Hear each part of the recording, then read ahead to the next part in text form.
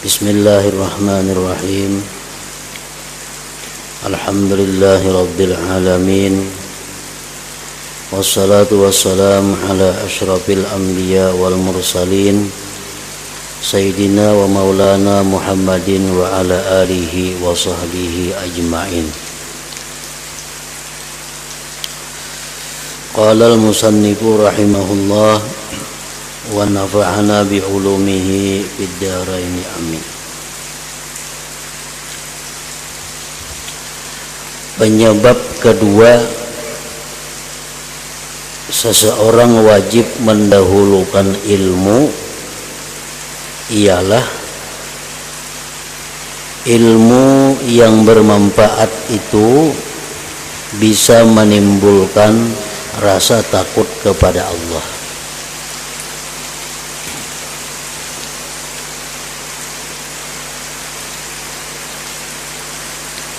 Nah, itulah sebabnya menuntut ilmu didahulukan daripada yang lainnya.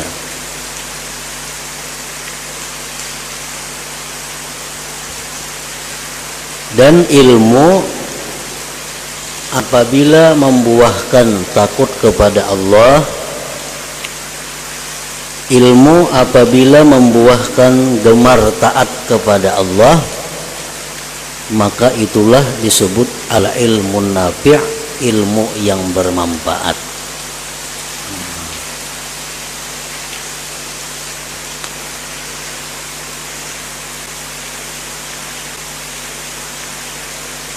Orang-orang yang menuntut ilmu apabila dia mati, matinya sebagai syahid.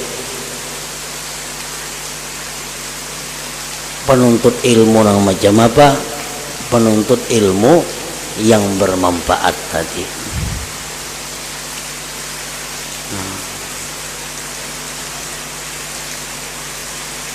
Orang-orang yang didoakan oleh malaikat ialah orang-orang yang menuntut ilmu, jar.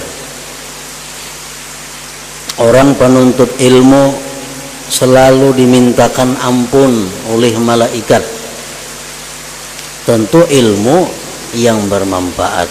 Ilmu bermanfaat, ilmu yang membuahkan takut kepada Allah, ilmu yang menggemarkan kita untuk berbuat taat kepada Allah Subhanahu wa ta'ala. Nah, itu ilmu bermanfaat ngarannya.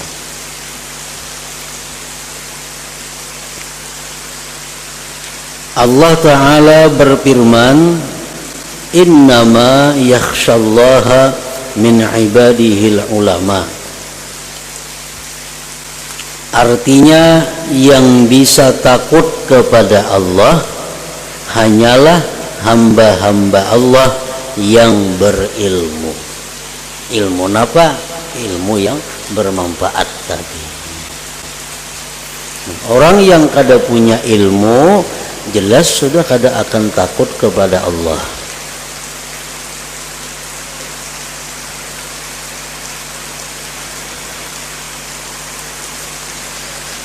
Yang bisa takut kepada Allah hanyalah hamba-hamba Allah yang berilmu. Jelasnya begini. Orang yang tidak mengetahui kedudukan Allah dengan pengertian yang semestinya,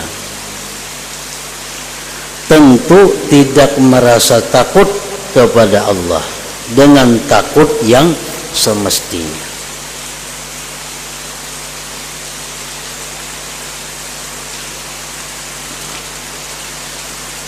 Kakanakan yang masih belum berakal, inya kada takut lawan ular, inya kada takut lawan binatang buas. Kenapa? Karena inya kada tahu kedudukan binatang buas itu bisa membinasakan inya, binatang buas itu bisa memangsa inya kada tahu. Kalau sekanak-kanak ini wani lawan binatang buas. Nah, itu juga manusia nang kada tahu lawan Allah, maka dia akan berani kepada Allah. berani melanggar hukum Allah, kada menghiraukan perintah Allah. Kenapa? Inya kada tahu lawan Allah Ta'ala itu kedudukannya kayak apa.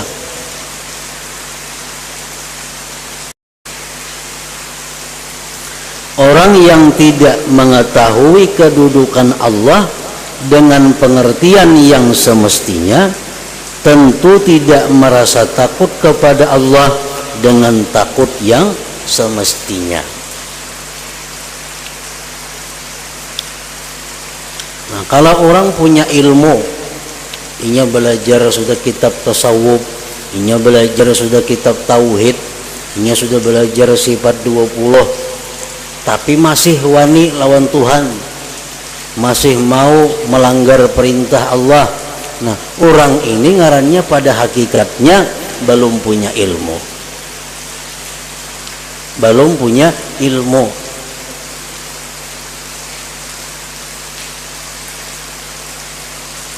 Imam Malik mengatakan ilmu itu bukan di kitab ini. Ilmu itu bukan hafalan. Ilmu itu ujar Imam Malik adalah cahaya yang diberikan Allah ke dalam hati hamba-hambanya. Nah, itu ngaran ilmu.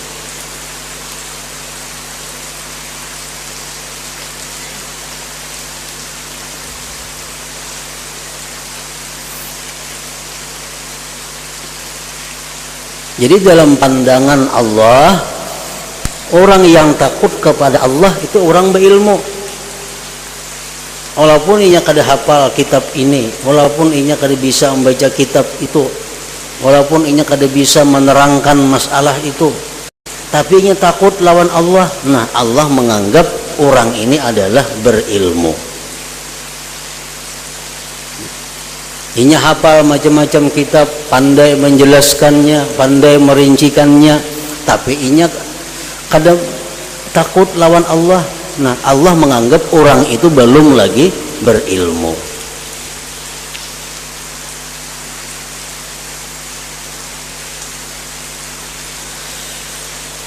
Dan tidak mau mengagungkan Allah dengan semestinya. Jadi lantaran ilmu orang mengetahui kedudukan Allah itu. Sebab ilmu pula orang mengagungkan Allah dan takut kepadanya.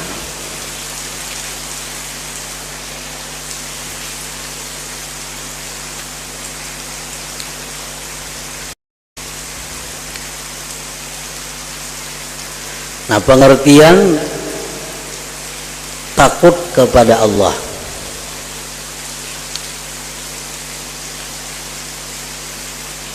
ini mencakup banyak hal. Macam apa nengarnya takut lawan Allah itu.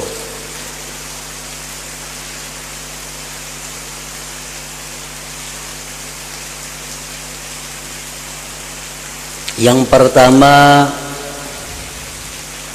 orang itu bisa dikatakan takut kepada Allah apabila dia khaufus sabiqah,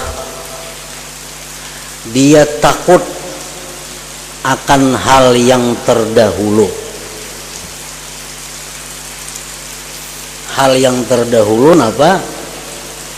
Takdir kita pada azal. Allah menciptakan manusia, sekaligus di situ Allah menetapkan keadaan kita. Apakah kita ini orang yang beruntung atau orang celaka? Itu sudah ditetapkan Allah. Nah, kalau kita ini takut terhadap apa yang ditetapkan Allah dahulu kala itu, aku ini takutan mana hidup nih. Takdirku ini jadi orang beruntung kah ke surga mati, jadi orang celaka kah aku ini ke neraka mati. Ini selalu takut membayangkan itu. Nah, ini termasuk bagian daripada takut lawan Allah Subhanahu wa taala.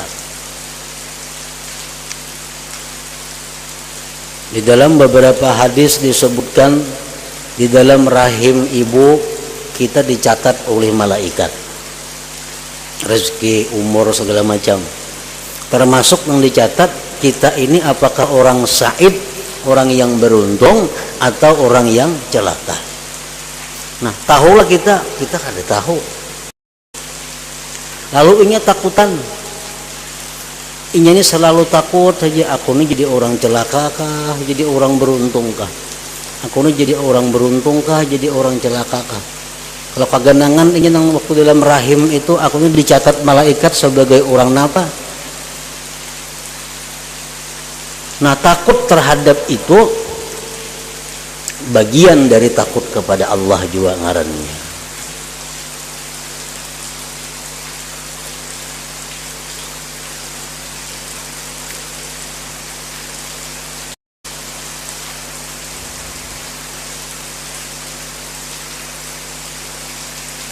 Yang kedua, contohnya khauful khatimah, takut kesudahan. Takut kesudahan. Aku nih kena mati beriman kah, kada kah? Takutan banget itu. Kada tahu lagi, kada jelas. Aku nih mati husnul khatimah kah, su'ul khatimah kah? Ini takut nih tuh.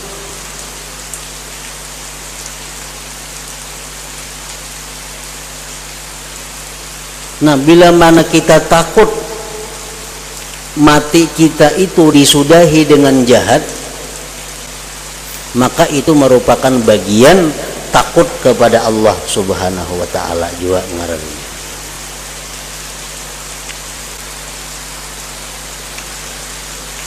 Kalau kita merasa aman, wah aku ini sudah kena aku mati 90% husnul khatimah umpama. Nah, ini asa aman ngarannya.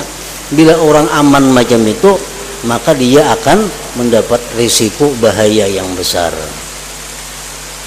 Nang siapakah bila merasa aku ini mati ke surga, nah itu sudah manusia celaka. Kecuali orang-orang yang sudah terdaftar sebagai ahli surga yang disampaikan oleh Rasulullah Sallallahu Alaihi Wasallam. Nah, mereka itu pun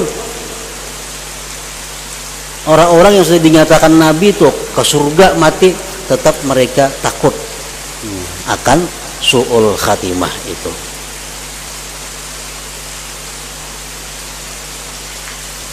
Nah, jadi bila kita takut menghadapi kematian, apakah kita beriman atau kada, itu menunjukkan bahwa kita ngarannya takut kepada Allah. Termasuk bagian takut kepada Allah.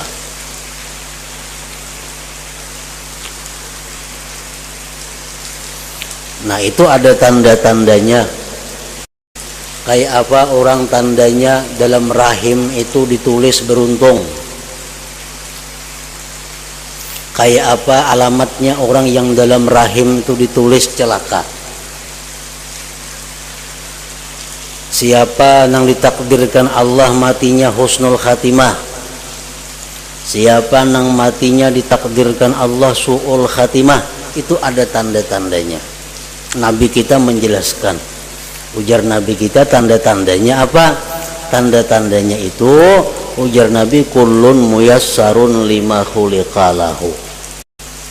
Setiap orang itu ujar Nabi kita dimudahkan untuk berbuat sesuatu yang dia diciptakan untuk sesuatu itu. Orang ini diciptakan Allah sa'id, beruntung, artinya ahli surga. Nah, di dalam perjalanan hidupnya orang ini selalu dimudahkan Allah untuk berbuat perkara-perkara yang membawa dia ke surga. Itu tandanya. Dimudahkan Allah beribadah, dimudahkan Allah menuntut ilmu, dibukakan hati oleh Allah, mencintai orang-orang yang dicintai Allah. Ini alamat.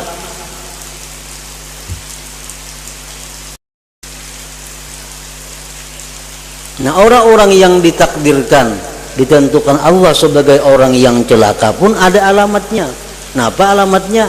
Inya selalu mendapat kemudahan bila melakukan hal-hal yang maksiat. Bila urusan maksiat suksesnya kadada kendala. Bila urusan hendak berbuat baik ada aja halangannya, ada aja rintangannya, kada jadi berbuat baik. Hendak mengaji, nuntut ilmu, garing awak. Kayaknya orang bulikan ada pengajian, sigar awak. Nah, ini alamat tanda kecelakaan, kebinasaan seseorang. Nah, jadi kita mau tahu aja diri kita, apakah kita ini bakal binasa atau bakal beruntung. Ada tanda-tandanya dijelaskan oleh Nabi kita.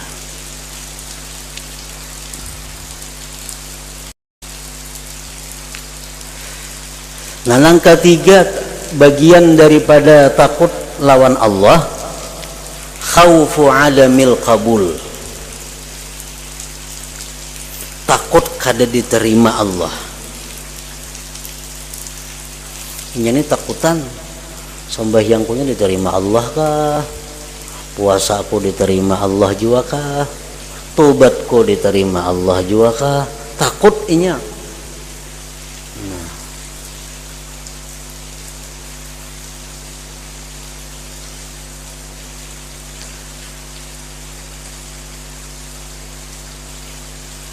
Nah, alamatnya, tandanya inya takut. Ini ada orang berpada takut atau merasa takut padahal kada.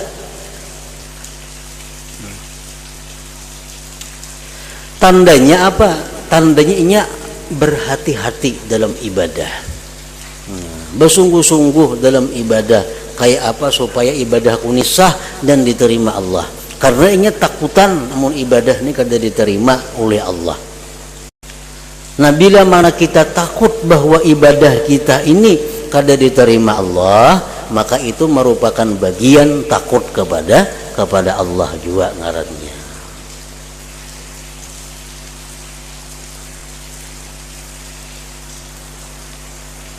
Yang keempat, contohnya lagi, bagian takut kepada Allah itu adalah khaufu iqabihi, takut siksa Allah. Takutan benar siksa kubur, takutan benar siksa di neraka, takutan benar huru hara di padang mahsyar. Takut inya. Nah, tandanya inya takutan itu ada tandanya. Pasti menjauhi hal-hal yang membawa ke situ.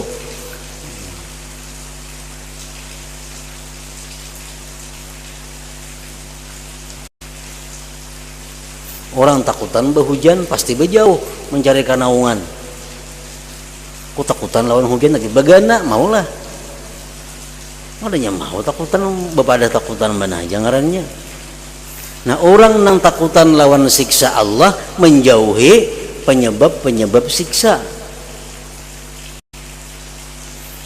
Jadi takut lawan siksa Allah bagian juga daripada takut lawan Allah Subhanahu wa ta'ala. Yang kelima, contohnya lagi, khauful istidraj, takut dilanjur Allah. Kita ini takutan Allah Ta'ala ini melanjur kita.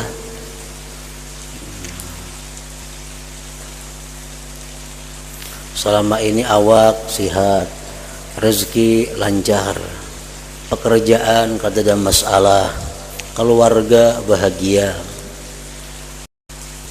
Tapi aku lawan Tuhan beribadah kada seberapa, nang maksiat masih mau tagawi kita laksana kadang-kadang.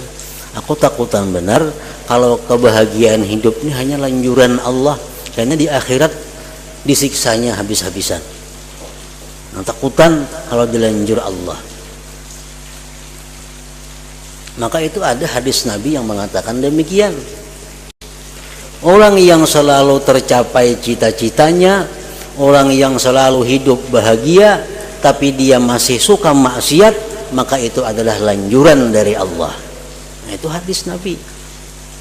Maka bila orang dilanjur Allah ini berbahaya. Kata ditakut-takur lagi dilanjurakan.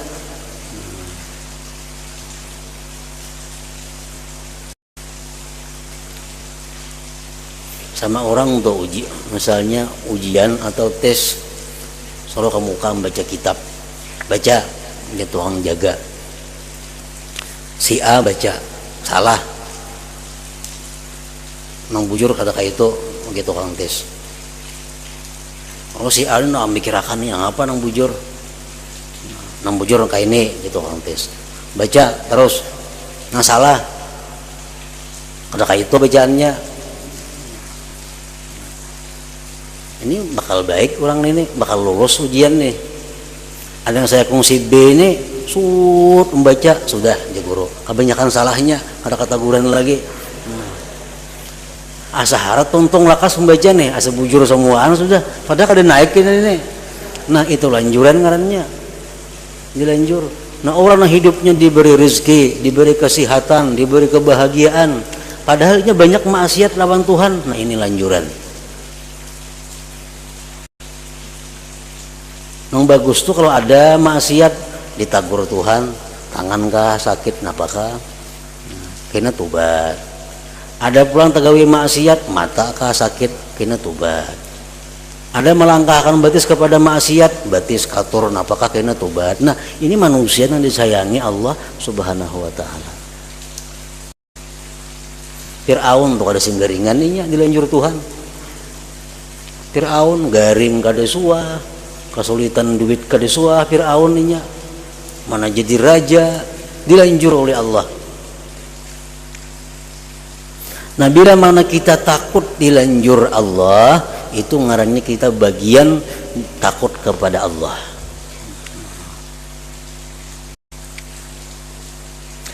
Nangka 6 contohnya lagi termasuk dalam kandungan takut kepada Allah itu khauful khidlan,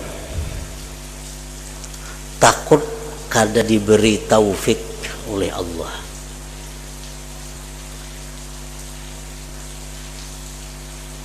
Kita malam ini misalnya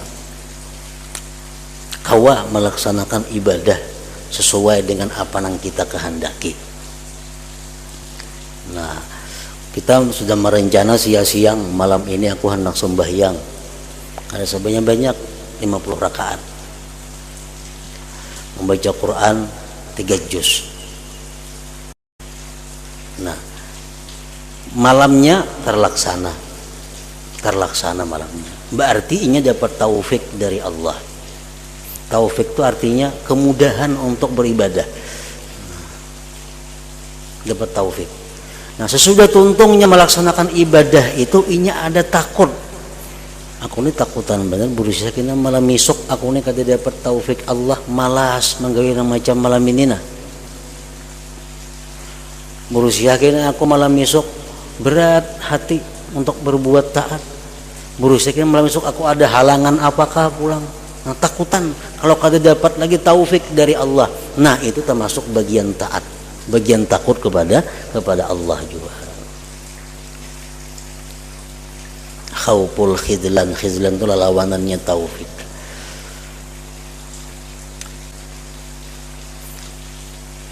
Ini tahu pada ini baik, ini bagus, ini banyak pahalanya, tahu. Tapi Allah kada memberi taufik, kada kau menggawi, kada dimudahkan. Khauful khidlan. Yang ketujuh contohnya lagi dalam kandungan takut kepada Allah itu adalah khaufu may yakhafullah,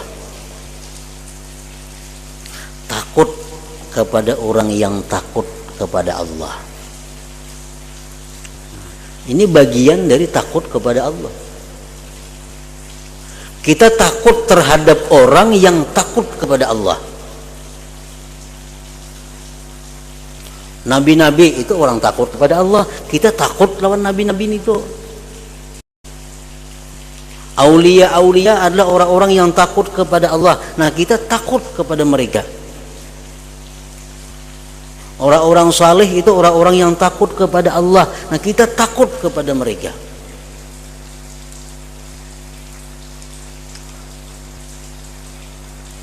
Takut nangapa?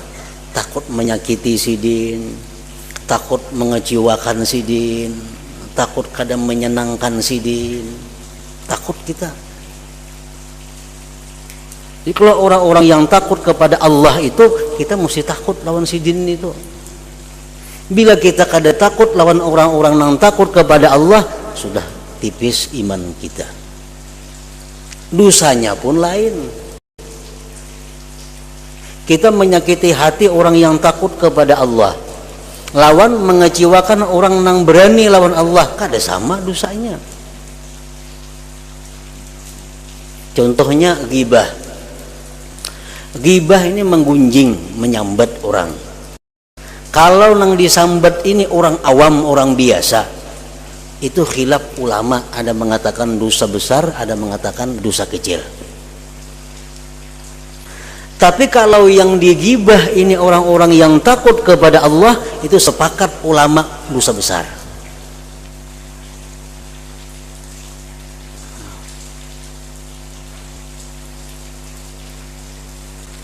Kita kada maasi lawan orang biasa, dinasihati berbuat baik, nang manasihati ini kekawanan, kita kada menurut, itu kada seberapa salahnya. Tapi kalau nang menasihati ini orang-orang yang lebih tinggi derajatnya daripada kita, kita kada memakai, berbahaya kita. Contohnya Rasulullah sallallahu alaihi wasallam masuk masjid Madinah dengan Sayyidina Ali. Lalu masuk lawan Sayyidina Ali di Masjid Nabawi, ada di situ orang guring di masjid. Padahal waktu sembahyang sudah masuk. Waktu sembahyang sudah masuk. Lalu Nabi kita berkata kepada Sayyidina Ali, "Hai Ali, itu garak nang guring itu bangunakan." Kan membangunakan nang orang guring ini berpahala nih. Membangunakan orang guring untuk sembahyang itu berpahala. Nabi suruh Sayyidina Ali, "Ali, bangunakan itu orang." Ali bertakun lawan Nabi, "Wahai Rasulullah, pian ini orang yang paling segera berbuat kebaikan. Kenapa pian menyuruh ulun? Jahat pian bang berdulu. Pian berpahala tuh." Maka Nabi orang yang paling segera berbuat kebaikan daripada orang-orang lain. Nah, menggerak orang, kenapa pian menyuruh ulun? Ujar Nabi, "Wahai Ali, kalau ikam nang menggerak, inya kada bangun, kada apa-apa. Kalau aku menggerak, inya kada bangun, kapirinya." Kapirinya. Nah, kenapa nak menggerak nih Nabi? Jadi untuk menyelamatkan orang itu, demi kemaslahatan itu, Nabi kita bakalah untuk berbuat kebaikan. Nah, menyuruh Sayyidina Ali. Nah, jadi tingkatan manusia yang takut kepada Allah itu kita perlu takut. Dan itu bagian daripada takut kepada Allah Subhanahu wa taala. Khaufu man yakhafullah, takut kepada orang yang takut kepada Allah. Adalah Nabi terdengar sebuah hadis sidin azan. Nah, ada Nabi kita imam, tapi azan belum bertemuan lagi ada hadis Nabi kita azan. Kenapa? Kalau Nabi kita azan, sekampungan mesti turun ke masjid itu. Kan Nabi nang mengiau, hayya 'alas shalah. Nah, kalau azan kada turun, dosa besar. Nabi kita apa nang mengiau. Ini berhubung nang azan ini lain Nabi, kalau sunat saja berjamaah itu kada jadi wajib jakanya nabi nang azan. Nah, jadi tingkatan kedudukan antara orang yang biasa dengan orang yang lebih takutnya kepada Allah itu mesti kita bedakan. Nah, kita mesti takut kepada orang yang takut kepada Allah.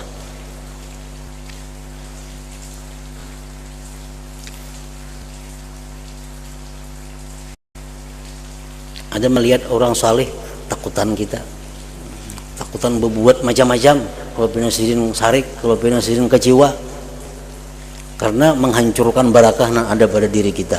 Itu tandanya orang takut kepada Allah ngarannya. Karena itu bagian daripada khaufullah, takut kepada Allah.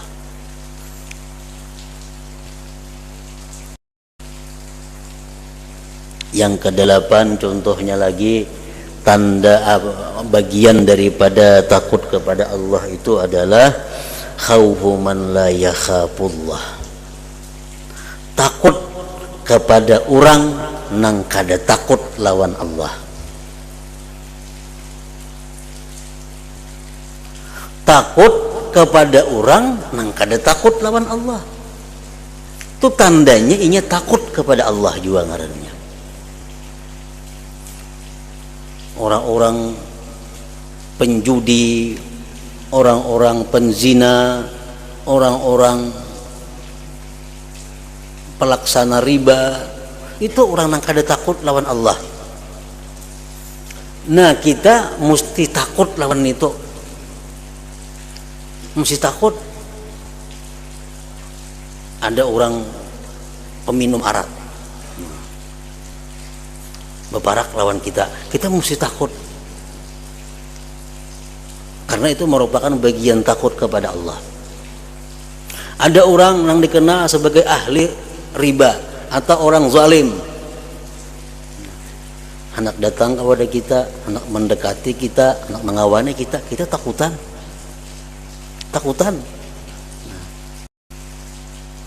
Karena takut kepada Allah. Napa takutannya? Nah, ini orang yang kada takut lawan Allah, orang yang dilaknat Allah. Orang yang kada takut kepada Allah, orang yang dimurkai Allah. Kita mengawani, kita hakun dikawaninya, kita hakun diperakinya, waninya pang kita, Allah aja kada katuju lawan inya, kita katuju lah. Nah, itu. Jadi takut kita kepada orang yang takut, yang kada takut kepada Allah merupakan bagian takut kepada Allah Subhanahu wa taala. Seperti apa? Doanya Abu Bakar bin Salim, Allahumma inni akhafu minka wa akhafu mimman yakhafu minka wa akhafu mimman la yakhafu minka. Ya Allah, aku takut kepada Engkau. Aku takut kepada orang-orang yang takut kepada Engkau, dan aku takut kepada orang-orang yang tidak takut kepada Engkau. Jadi kalau kita takutan lawan orang yang kada takutan lawan Allah, itu menunjukkan bahwa kita takut kepada Allah ngarannya. Nah, banyak lagi contohnya. Cuma kita tahu bahwa kalau kita kada kawa takut kepada Allah nang sebujurnya macam apa, nah 8 hal tadi merupakan bagian daripada takut kepada Allah.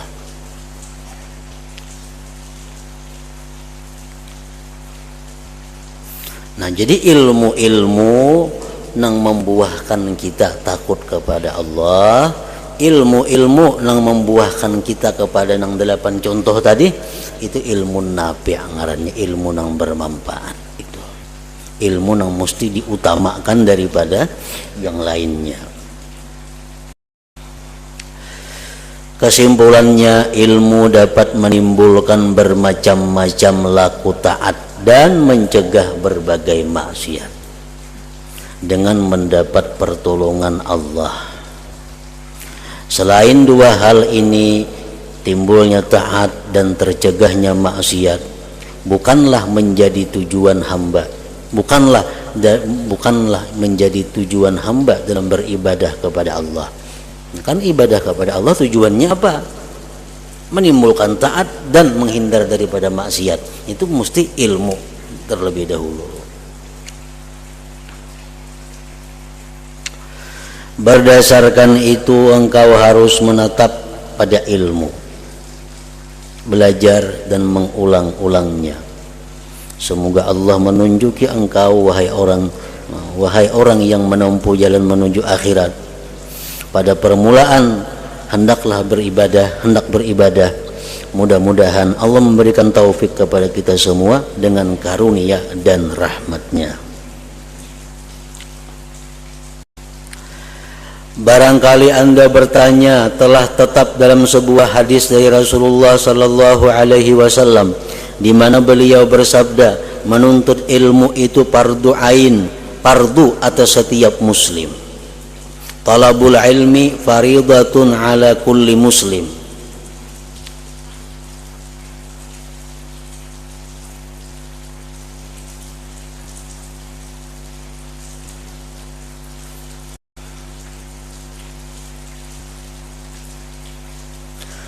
Lalu ilmu apakah yang menuntutnya dianggap fardu ain itu?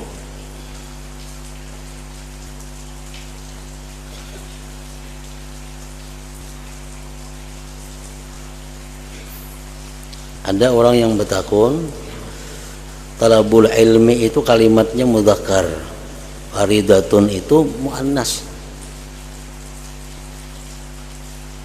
Artinya mubtadanya mudzakkar, kenapa khabarnya muannas?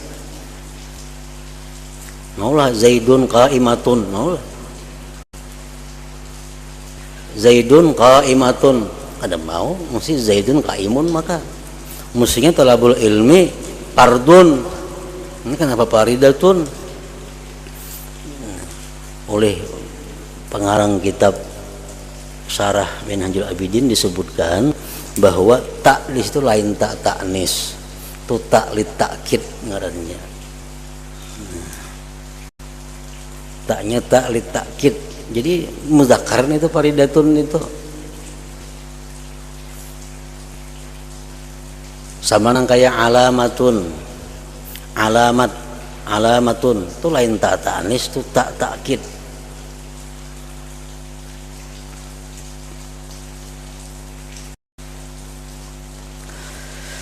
Menuntut ilmu fardu atas tiap-tiap muslim. Lalu ilmu apakah yang menuntutnya dianggap fardu ain itu? Dan apakah batasan ilmu yang wajib dihasilkan oleh hamba dalam masalah ibadah?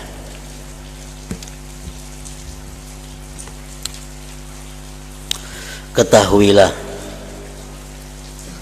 bahwa ilmu yang fardu menuntutnya itu secara keseluruhan ada 3, yaitu ilmu tauhid, 2 ilmu sirri, ilmu yang berhubungan dengan gerak hati, dan 3 ilmu syariah. Itu fardu ain. Tiap-tiap orang, laki-laki, bini-bini wajib menuntut ilmu nang 3 itu. Kada ada kecualinya, asal ingin normal orangnya. Nah, adapun batas kewajiban mempelajari 3 ilmu ini adalah sebagai berikut. 1, dari ilmu tauhid. Ilmu tauhid itu ada nang kitabnya 4-5 lembar tamat. Ada nang mungkin 100 halaman. Ada nang mungkin 200 halaman. Ada sampai berjilid-jilid. Seapa nang kita wajib belajar ilmu tauhid itu? Ingat mana kewajiban kita menuntut ilmu tauhid? Nah, sekadar bisa mengetahui pokok-pokok agama, bahwa engkau mempunyai Tuhan yang maha mengetahui, alim, maha kuasa, qadir, berkehendak, muridun, hidup, hayyun, dan berfirman, mutakallimun, mendengar, sami'un, dan melihat, basirun, maha asa, wahidun, tanpa ada yang menyekutuinya. lagi pula mempunyai sifat-sifat kesempurnaan, bersih dari sifat kekurangan dan kemusnahan, bersih dari tanda-tanda kebaharuan, menyendiri dengan sifat kidam dari setiap yang baharu. Nah itu cukup sudah ilmu tauhid, di situ belajar. Allah Ta'ala bahwa aku ada punya Tuhan namanya Allah.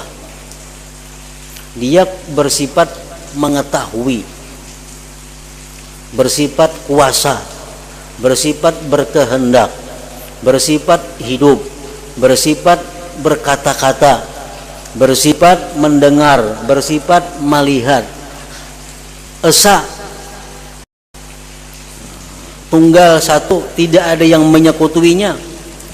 Lagi pula mempunyai segala sifat kesempurnaan dan bersih daripada sifat kekurangan dan kemusnahan.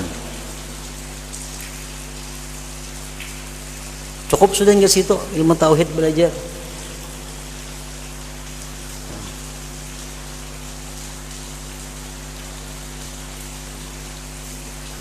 Dan dalam ilmu tauhid ini ada 4 kalimat, 4 lafaz yang jangan dipakaikan kepada Allah. Pertama, kaifa, jangan main-main lawan kaifa. Kayak apa yo Allah tuh nak ada boleh. Pertama, nang jangan ditujukan kepada Allah, kaifa, bagaimana? Kayak apa Allah maulah kayak ini? Kayak apa Allah tuh ada kada bertempat? Kayak apa Allah melihat kada bermata? Nah, jangan kayak apa itu. Jadi kalimat yang jangan sekali-kali ditujukan kepada Allah, pertama kaifa, bagaimana? Yang kedua, kalimat yang jangan diarahkan kepada Allah, mata, kapan? Kapan, apabila Allah Ta'ala itu adanya, apabila ini, apabila itu. Nah, kalimat apabila jangan ditujukan kepada Allah, karena Allah Maha Suci terkait dengan masa. Sebab Allah sudah ada sebelum masa itu ada. Nah.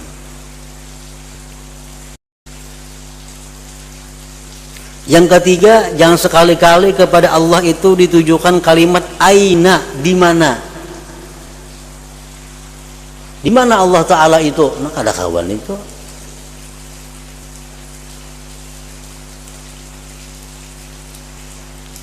Allah Ta'ala itu ada pokoknya. Di mana? Menempatkan di atas, berarti kita mengurangi kemuliaan Allah, kesucian Allah.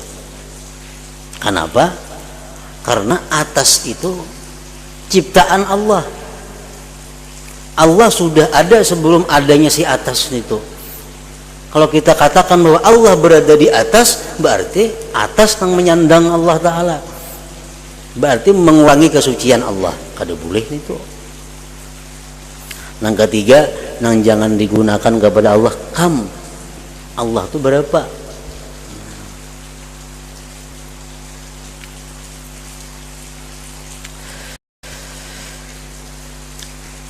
Juga mengerti bahwa Nabi Muhammad sallallahu alaihi wasallam adalah hamba Allah dan utusannya yang benar pula semua apa yang beliau terangkan mengenai akhirat.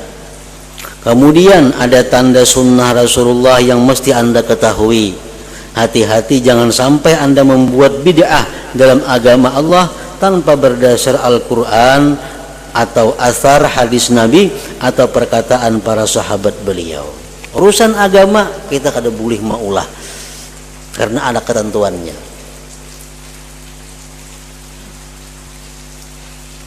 Kada boleh maulah-ulah kita. Urusan ibadah nak menambahi seorang agama sudah menentukan, misalnya sembahyang zuhur 4 rakaat, nak ulah aja di 6, ada kawan itu. Apa asa baik banyak nih, ada kawan ditambah-tambahi, itu bid'ah ngarannya.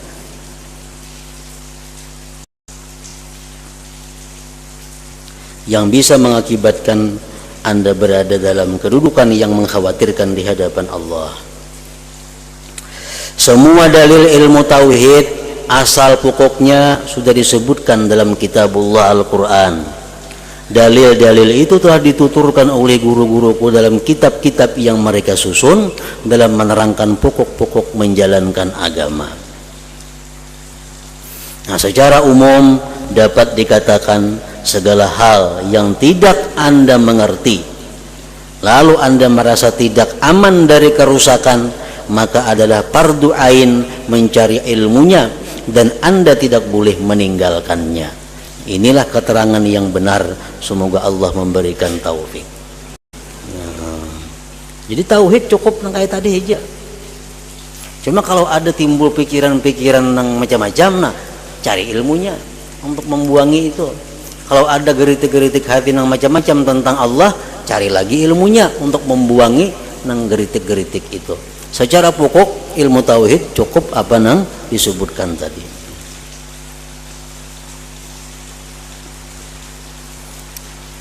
Ila hadratin Nabi sallallahu alaihi wasallam. Al-Fatihah. Iyyaka na'budu wa iyyaka nasta'in. Ihdinas siratal mustaqim. Bismillahirrahmanirrahim. Alhamdulillah rabbil alamin. Allahumma shalli wa sallim ala sayyidina Muhammad wa alihi wa sahbihi ajma'in. Allahumma ighfir lana ma akhtana wa ma ta'ammadna wa ma asrarna wa ma a'lanna wa ma asrafna wa ma anta alam bihi minna. Antal muqaddim wa antal muakhir, la ilaha illa anta. Allahumma anfa'na bima 'allamtana wa 'allimna ma yanfa'una wa zidna fahman wa ilman wa amalan wa hudan wa taufiqan bi rahmatika ya arhamar rahimin. Sallallahu alaihi wasallam Muhammadin wa ala alihi wa sahbihi wa sallam. Alhamdulillah.